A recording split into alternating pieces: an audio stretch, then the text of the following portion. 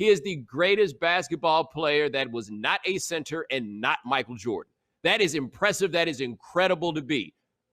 But he ain't Michael Jordan, right? Like, I hate that I keep getting put in these situations where you wind up having to say that, but Dan had to go on the whole best basketball player we've ever seen thing. Last Dance just a couple months ago, man. Like, I came away from the Last Dance like, wow, LeBron is so cold, and he still isn't this dude. But what he is right now is four-time champion who brought the Lakers back to where they had been previously, and that is a hell of a feat.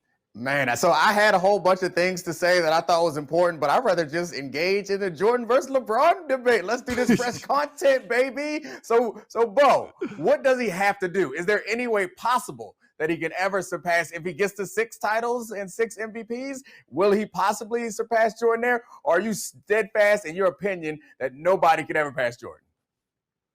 This isn't about proving anymore. It's not even so much that nobody can pass Jordan. It is entirely possible that somebody might emerge who can pass Jordan. But the fact that LeBron isn't that guy makes me think, okay, maybe nobody's ever going to be able to do it. This ain't no shade to LeBron. It's just that the body of work that we've seen from Mike and the body of work that we've seen from LeBron, like, we've already got a body set up here. I'm going with the other dude. I can't believe that that's where we ended up today.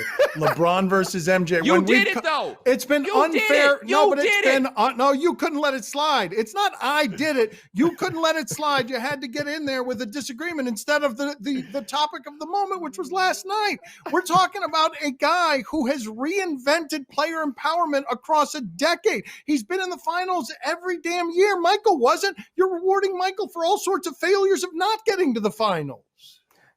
The only real failure for Michael Jordan in the run that we're discussing of not getting to the finals came because he wasn't playing basketball anymore. Like, yeah, LeBron gets the props for figuring out how to keep getting back and how to be so good. Like, I don't want to take anything from him. I actually think his run of going to the finals all the time is more comparable to Magic Johnson than it is to Michael Jordan, because one thing we don't do to Magic that we do to LeBron is we knock LeBron for the weak East. We don't knock Magic for the weak West that he went through 9 times in 12 years when the Lakers kept going over and over and over again, right? So good for LeBron that they managed to make it there.